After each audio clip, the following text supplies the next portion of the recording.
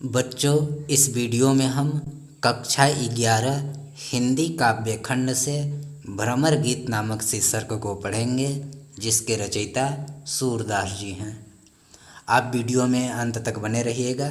मुझे आशा है कि आपको अवश्य समझ में आएगी, और यदि आपने अभी तक हमारे चैनल को सब्सक्राइब नहीं किया है तो सब्सक्राइब कर लीजिएगा, साथ ही बेल आइकन को प्रेस कर दीजिएगा।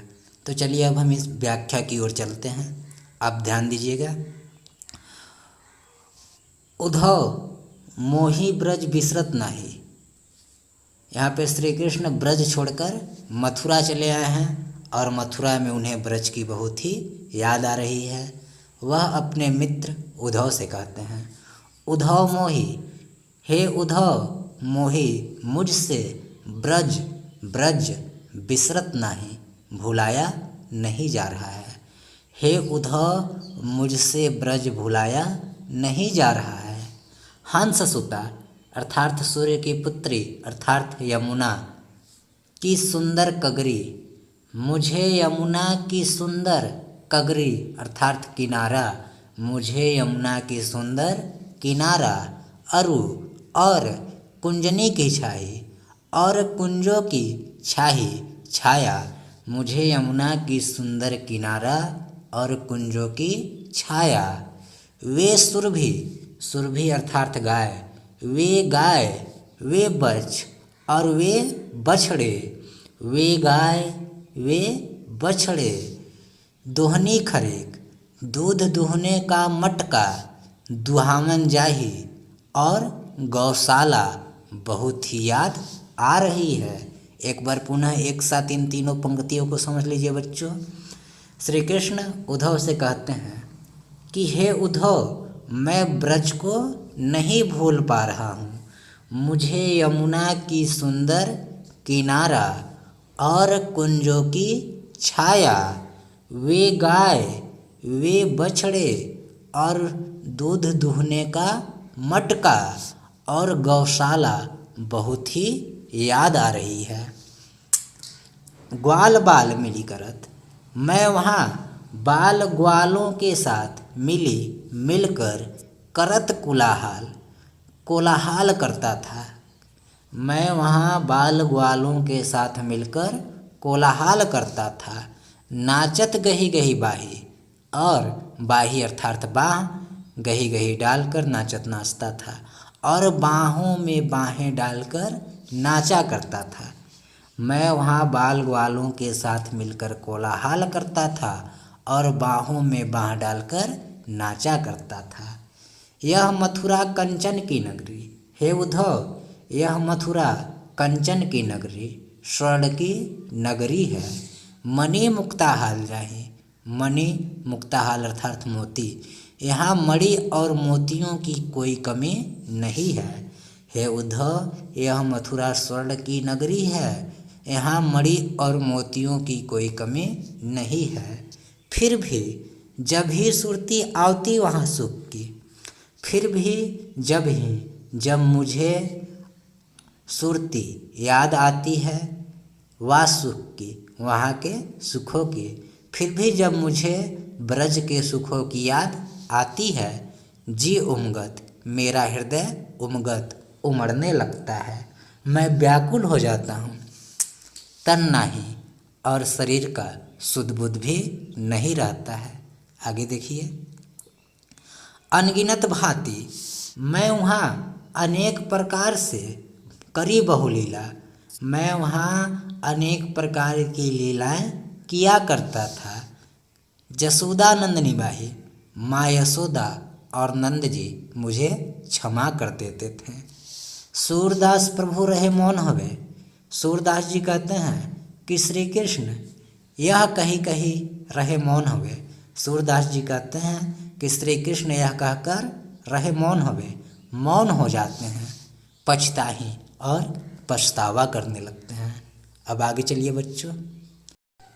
अब दूसरा व्याख्या देखिए। इस पद्यांश में गोपियाँ अपने विरह व्यथा का वर्णन कर रही हैं। बिनु गोपाल बैरनी भैकुंजे, गोपियाँ कहती हैं कि बिनु गोपाल कि श्री कृष्ण के बिना बैरनी शत्रु भई हो गई हैं कुंज यह बगीचा। गोपियाँ कहती हैं कि श्री कृष्ण के बिना यह कुंज हमारे लिए शत्रु के समान हो गई हैं। तब वे लता लगती तन शीतल। जब श्री कृष्ण हाथ हैं तब वे लताएं लगती तन शीतल, हमारे शरीर को शीतल लगती, शीतलता प्रदान करती थी। अब भई विषम, अब यह उल्टा ज्वाल की पुंज अग्नि बनकर पुंज हमें जला रही है। अर्थात श्री कृष्ण के बिना जब हम इन लताओं की ओर देखते हैं तो हमें बहुत दुख होता है और श्री कृष्ण की याद सताने लगती है। वृथा बहती यमुना, अब यह वृथा व्यर्थ है बहती यमुना। अब यह यमुना अर्थात यमुना, अब यह यमुना व्यर्थ बहती है। खग बोलत, पक्षियाँ व्यर्थ बोलते हैं। वृथा कमल फूलनी, व्यर्थ ही कमल के पुष्प खिलते हैं। अली अर्थात भौरे गुंजे, और यह भौरे व्यर्थ ही गुंजन करते हैं। अर्थात इन सभी को देखकर हमें श्री कृष्ण की याद सताने लगती है और हमारी विरह व्याकुलता बढ़ जाती है। पवन अर्थात वायु, पान अर्थात जल, घनसार अर्थात कपूर, सजीवन अर्थात एक प्रकार का शीतल लेप। श्री कृष्ण के बिना यह वायु, जल, कपूर, शीतल लेप, दधिसूत और चंद्रमा की शीतल किरणें भानु भय सूर्य के समान भुंजे हमें दाह रही है, जला रही है। यह उद्धव कहियो माधो से, हे उद्धव यह कहियो माधो से, तुम माधव से अर्थात श्री कृष्ण से यह कह देना।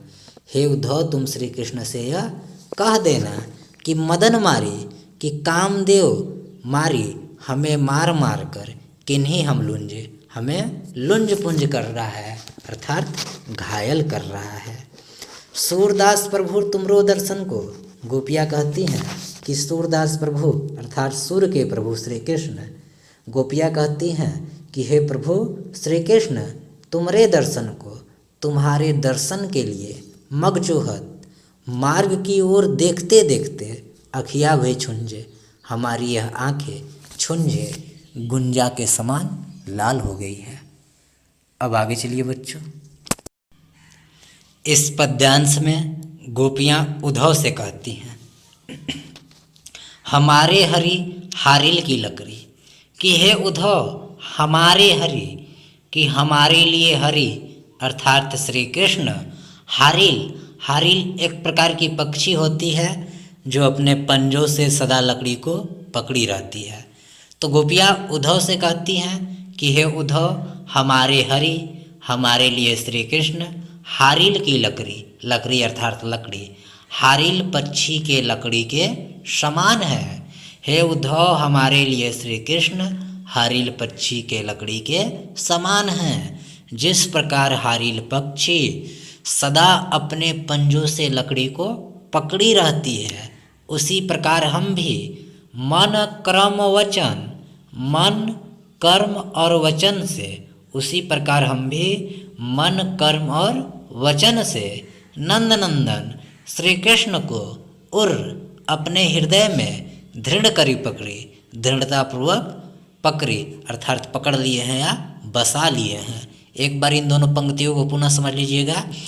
गोपियाँ उद्धव से कहती हैं हे उद्धव हमारे लिए श्री कृष्ण हारिल पक्षी के लकड़ी के समान हैं। जिस प्रकार हारिल पक्षी सदा अपने पंजों से लकड़ी को पकड़ी रहती है, उसी प्रकार हम भी मन कर्म और वचन से श्री कृष्ण को अपने हृदय में दृढ़तापूर्वक बसा लिए हैं। जागत सोवत, अब तो हम जागते सोते, स्वप्न में, दिवस दिन में, निशी रात में, कान्हा कान्हा कृष्ण कृष्ण ही जकरी जपते हैं। अब तो हम जागते सोते स्वप्न में दिन में रात में कान्हा कान्हा ही जपते हैं। सुनत जोग लागत है ऐसो, जोग अर्थार्थ योग।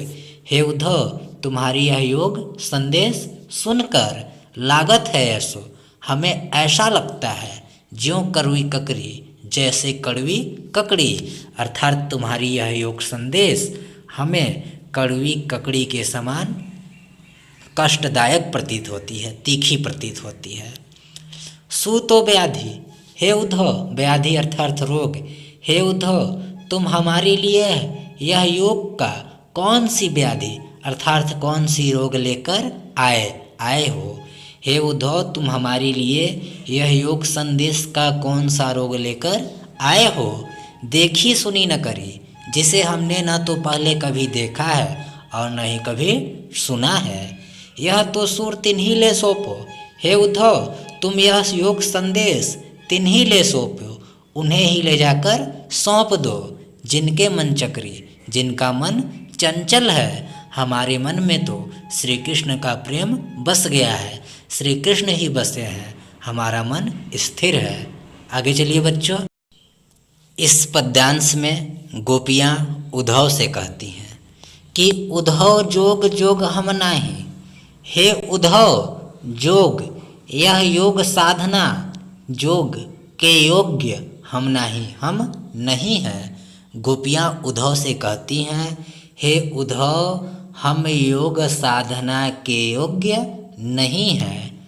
अबला सार ज्ञान कह जाने, तुम हम अबला बालाओं को सार ज्ञान निराकार ब्रह्म के उपासना का संदेश देते हो।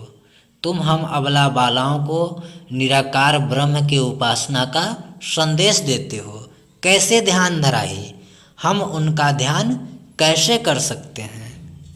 तेई मुनन नैन कहत हो, तुम हमें तेई नैन उन नेत्रों को मुंदन कहत हो, बंद करने को कहते हो। तुम हमें उन नेत्रों को बंद करने को कहते हो। हरि मूर्ति जिनमाही, जिसमें हरि अर्थात श्री कृष्ण की मूर्ति माही, मूर्ति समाई हुई है। ऐसी कथा कपट की मधुकर, मधुकर अर्थात उद्धव।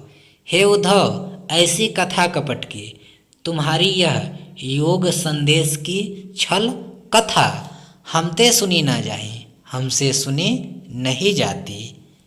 श्रवणचिरी, तुम हमें योगियों की भांति श्रवणचिरी कान चीर कर सिर जटा बधाओ, सिर पर जटा बांधने को कहते हो। यह दुख कौन समाही, यह दुख हम कैसे सहन कर सकते हैं। चंदन तजी, तुम हमें चंदन तजी शीतल चंदन त्याग कर अंग शरीर पर भस्म बतावत, भस्म लगाने को कहते हो। तुम हमें शीतल चंदन त्याग कर शरीर पर भस्म लगाने को कहते हो। यह भस्म विरह अनल, हमारे विरह अग्नि को अतिदाही और बढ़ा देगी, तीव्र कर देगी। जोगी भ्रमत जाही लगी भूले, हे उद्धव योगी भ्रम के कारण जाही लगी भूले, जिस निराकार ब्रह्म को भूल गए हैं। हे उद्धव योगी जन भ्रम के कारण जिस निराकार ब्रह्म को भूल गए हैं। सो तो है बेमाही, वह तो अपमाही, सभी के भीतर समाया हुआ है। फिर आगे गोपियाँ कहती हैं, जो घटते परछाई, इधर का देखिए कि हे उद्धव जो घटते परछाई, जैसे घट शरीर से परछाई उसकी छाया दूर नहीं हो सकती। हे उद्धव जैसे शरीर से उसकी छाया दूर नहीं हो सकती। सूर श्याम ते न्यारी न पलछिन, उसी प्रकार हम भी सूर श्याम ते श्री कृष्ण से न्यारी न पलछिन, पर भर के लिए भी दूर नहीं हो सकते। अब आगे चलिए बच्चों। इस पद्यांश में एक गोपी उद्धव से कहती है, हे उद्धव लड़काई को प्रेम, हमारा प्रेम श्री कृष्ण से लड़काई को बचपन का है। हे उद्धव हमारा प्रेम श्री कृष्ण से बचपन का है, कैसे छूटत, यह कैसे छूट सकता है।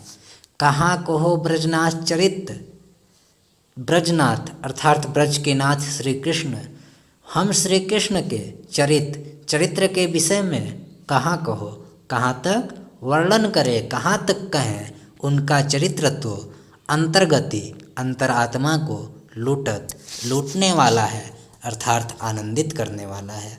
एक बार पुनः समझ लीजिए। एक गोपी उद्धव से कहती है, हे उद्धव हमारा प्रेम श्री कृष्ण से बचपन का है, यह कैसे छूट सकता है। हम श्री कृष्ण के चरित्र के विषय में कहाँ तक कहें, उनका चरित्र तो अंतरात्मा को लूटने वाला है अर्थात अंतरात्मा को आनंदित करने वाला है। वह चितौनी श्री कृष्ण की, वह तिरछी नज़र, वह चाल मनोहर, वह मनोहर चाल, वह मुस्कानी श्री कृष्ण की, वह मंद मंद मुस्कान, धुनी गावनी और बंसी के धुन पर गाना, नटवर भेष उनका नटखट वेश, नंद नंदन को वह विनोद, नंद नंदन अर्थात श्री कृष्ण, और श्री कृष्ण का वह हंसते हुए बनते आवनी, बन से आना हमें बहुत ही आनंदित करता है। एक बार आप पुनः समझ लीजिए बच्चों ये चारों पंक्तियों को। एक गोपी उद्धव से कहती है, हे उद्धव हमारा प्रेम श्री कृष्ण से बचपन का है, यह कैसे छूट सकता है। हम श्री कृष्ण के चरित्र के विषय में कहाँ तक कहें, उनका चरित्र तो अंतरात्मा को लूटने वाला है अर्थात आनंदित करने वाला है। उनकी वह तिरछी नज़र, वह मनोहर चाल, उनकी वह मंद मंद मुस्कान और मुरली के धुन पर गाना, उनकी नटखट वेश, श्री कृष्ण का हंसते हुए वन से लौटना हमें बहुत ही आनंदित करती हैं।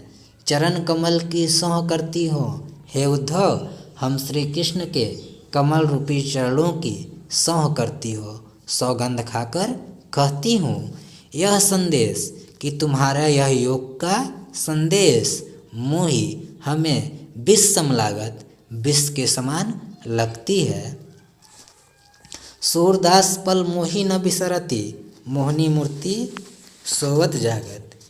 गोपियाँ कहती हैं कि हे उद्धव हम श्री कृष्ण के मोहनी मूर्त को सोते जागते एक क्षण के लिए भी, पल मोही न बिसरती, एक पल के लिए भी नहीं भूल सकते। हे उद्धव हम श्री कृष्ण के मोहनी मूर्ति को, सूरत को सोते जागते पल मोही न बिसरती, पल भर के लिए नहीं भूलते हैं, तो फिर हम उन्हें सदैव के लिए कैसे भूल सकते हैं। बच्चों मैं इसके आगे का वीडियो पार्ट 2 में बना दूंगा, जिसका लिंक आपको डिस्क्रिप्शन में मिल जाएगा, आप वहां से देख लीजिएगा। और यदि वीडियो पसंद आई होगी तो चैनल को लाइक कीजिएगा, सब्सक्राइब कीजिएगा, शेयर कीजिएगा। धन्यवाद।